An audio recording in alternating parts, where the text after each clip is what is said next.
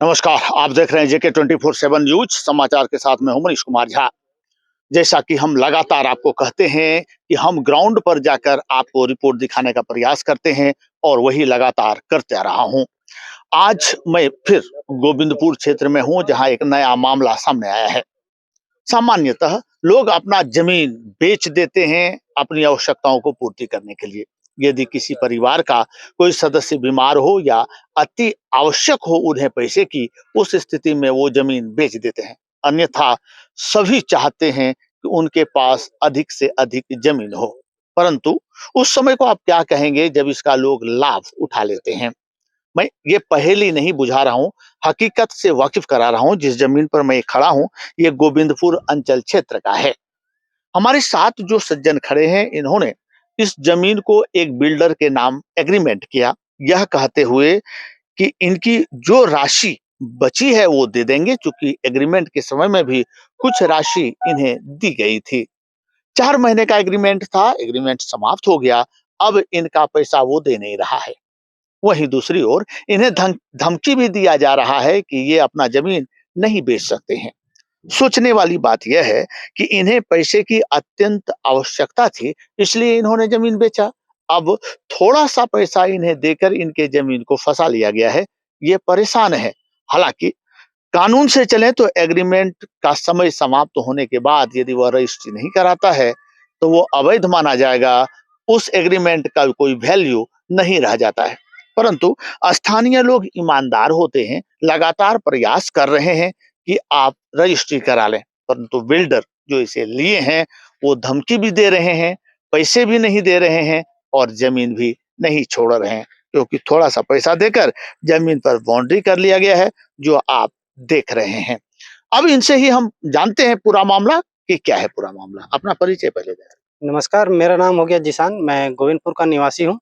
पूरा और मामला बताएं क्या है शुरू से। पूरा मामला ये है कि यहाँ पर प्लॉटिंग मार्च 2022 के समय में प्लॉटिंग स्टार्ट हुआ था, जिस समय मेरे भी ज़मीन पे वो लोगों ने जेसीबी चलाया। जब मैंने विरोध किया तो मुझे बहुत बहला-फुसलाकर मेरे ज़मीन को वो लोग एग्रीमेंट करवा लिया। एग्रीमेंट करवाने के वक़्त वो लोगों ने मुझे 1.5 लाख रुपए दिए और बोले कि 4 महीने के अंदर में मैं सारा पैसा देकर आपसे ज़मीन रजिस्ट्री ले लूँगा। अब इतने क्या बोल रहे हैं। अब जब मैं उनसे समय बीतने के बाद 4 महीने के बाद लगातार प्रयास कर रहा हूँ, फ़ोन कर रहा हूँ, तो मेरे ना फ़ोन का कोई जवाब नहीं मिल रहा उनकी तरफ से। फ़ोन करते हैं तो बोलता है कि ज़मीन पे जाओ, तुम अपना ज़मीन पे पोज़ीशन लेके दिखाओ, तब हम तुम्हारे पैसा देंगे। अब आपको ये जानकारी होगा, पढ़े लिखे हैं, कि एग्रीमेंट का समय समाप्त हो जाने के बाद उस पेपर का कोई वैल्यू नहीं रह जाता है, तो आप जी, दूसरे को क्यों नहीं बेच रहे। देखिए मैं साफ-सुथरा लड़का हूँ और मैं नहीं चाहता हूँ किसी भी तरह से मतलब मुसीबत में पड़ना नहीं चाहता हूँ, इसलिए मैंने जिससे एग्रीमेंट किया है, मैं चाहता हूँ या तो उसको ज़मीन दे दूँ या तो फिर उसका जो मैंने एग्रीमेंट किया, वो एग्रीमेंट मैं वापस करके और उनका पैसा लौटाकर मैं अपना ज़मीन वापस रख लूँगा। इसके लिए आपने जो लीगल नोटिस दिया, कितने दिन पहले दिया और उसका क्या रिस्पॉन्स रहा। लीगल नोटिस मेरा करीब 25 दिन हो चुके हैं कंपनी में भिजवाने के ये में, लेकिन अभी तक कंपनी की तरफ से कोई भी रिस्पॉन्स नहीं दिया गया है।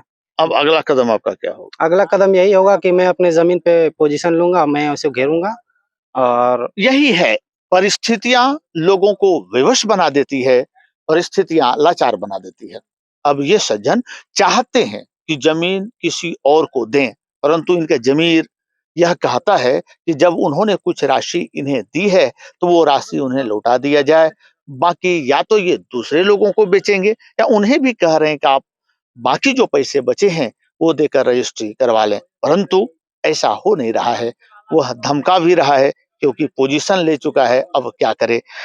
एक ऐसी ही कहानी एक और सज्जन के साथ है, उनके जबानी सुनते हैं क्या है उनका मामला। आप वही मामला है, हम लोगों ने ज़मीन दिया है, अभी तक वो पैसा दे नहीं रहा और धमकाता है खाली बस। कितना जमीन आपने दिया है? 5 डिसमिल है। नाम बताइए। एमडी अफ्ताब सौदागर, गोविंदपुर का निवासी हूँ। यही समस्या रही है। अब ये तो एक दो मामले हैं जो उजागर होते हैं, परंतु जहां भी आप इस तरह के बिल्डर देखेंगे, कहीं सरकारी जमीन अंदर में घेर कर इसी तरह प्लॉटिंग करके बेच लिया जाता है। कहीं ऐसा है कि इस तरह के रैयतों से इस तरह की भोली-भाली जनता को बहला-फुसला कर ले लेती है और बाद में दबंगई दिखाते हुए उस पर कब्जा कर लेता है। अब यह देखना होगा कि जो नियम कानून है उसके तहत क्या कार्रवाई होता है, ताकि ऐसे लोग इस तरह का हरकत फिर ना कर सके। वीडियो जर्नलिस्ट कार्तिक के साथ मनीष कुमार मैं झा, तो और अपील करना झारखंड, चाहूंगा। जेके 24/7 न्यूज। हाँ जी, कहिए। मैं धनबाद वासियों से ये अपील करना चाहूंगा कि आप जब भी कहीं पर भी जमीन लें, तो आप ये वहाँ के अच्छी तरह से जांच पड़ताल कर लें कि वो जमीन कैसा है, नहीं है, क्या है। ये मामला गोविंदपुर गढ़ारा क्षेत्र का है। गढ़ारा मौजा, मौजा नंबर 168 और तिलक रायडी, ये 2 मौजा मिलकर ये पूरा प्रोजेक्ट को सुमित सिंह और महादेव मंडल ने कैप्चर किया हुआ है। और मैं धनबाद वासियों से ये अपील करना चाहूंगा कि आप इंडियाना प्रोजेक्ट, जो कि 99 बिल्डर को ये सूर्या रियलकॉन, जिसके पार्टनर सुमित सिंह और महादेव मंडल है, ये लोग जमीन को पहले एग्रीमेंट तो करवा ले रहे हैं, लेकिन रैयत का पैसा नहीं दे रहे हैं उसे, और जमीन को हड़प ले रहे हैं। तो इसलिए मैं धनबाद वासियों से अपील करना चाहूंगा कि इस प्रोजेक्ट में जमीन लेने से पहले अच्छी तरीके से जांच पड़ताल कर लें, क्योंकि ऐसा ना हो, क्योंकि आपको 2 साल पहले का मैं एक मामला बताता हूँ, जो कि आमाघाटा मौजा में प्रशासन के मौजूदगी में करीब 20-25 घर को गिराया गया था। तो आपके साथ ऐसा ना हो, इसलिए मैं अपील करता हूँ। और खास करके इंडियाना प्रोजेक्ट, जो कि गढ़ारा मौजा और तिलक रायडी मौजा गोविंदपुर अंचल क्षेत्र में जो किया जा रहा है, उस पे आप जमीन लेकर फंसे ना। ये मेरा दरख्वास्त है और अपील है। धन्यवाद। ये चेतावनी, चूंकि इनका जो दर्द है ये लोगों को बताना चाहते हैं, और ऐसा ही कुछ मामला मैंने आपको दिखाया था गोविंदपुर अंचल क्षेत्र में ही, कि कहीं और का जमीन दिखाकर सीएनटी वाले जमीन को बेच दिया गया था। अब जो खरीदार हैं वो परेशान हैं। तो कहीं ना कहीं इनका यह चेतावनी या इनका यह आग्रह उन ग्राहकों के लिए फायदेमंद साबित होगा जिसे फंसाने का या बहला फुसला कर बेचने का मामला सामने आता है। अब लोग ऐसे लोगों से सावधान रहेंगे और जमीन खरीदते समय उसका पूरी तरह से जांच करेंगे। वीडियो जर्नलिस्ट कार्तिक के साथ मनीष कुमार झा, झारखंड, जेके 24/7 न्यूज।